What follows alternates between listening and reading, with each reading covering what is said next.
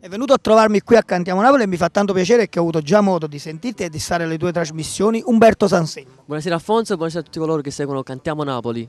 Tutto bene? Tutto bene. Approfitto per salutare insieme a te sempre Mino Sabani, che sono l'autore un po' di tutte le tue canzoni.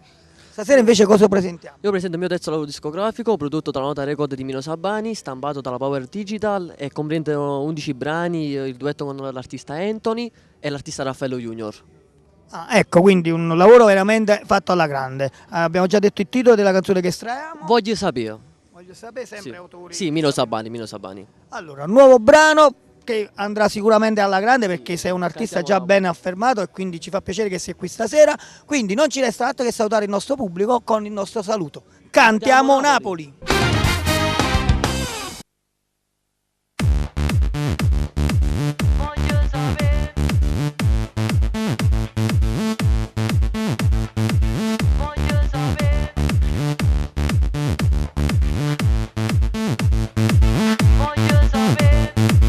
Dimmi che perché non parla e non risponde. Dimmi che c'è un vuoto in te.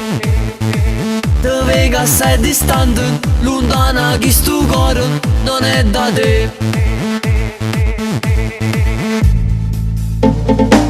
Voglio sapere se tu ci tieni ancora a kill. Voglio sapere se veramente oppure fai per me. No, non c'è stato un amore vero che ti penso. No, non c'è stata tua giornata che fai innamorato. Tu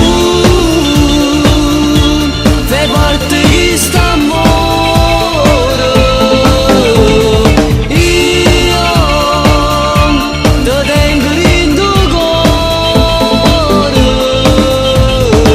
Voglio sapere se tu ci tieni ancora a kill. Voglio sapere se veramente oppure fai per me.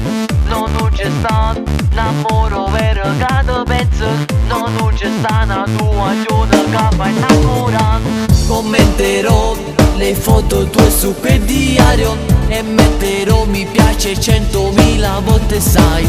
E su Facebook sei la protagonista della mia realtà. Voglio sapere se tu ci tieni ancora a kill. Voglio sapere se veramente oppure fai per me.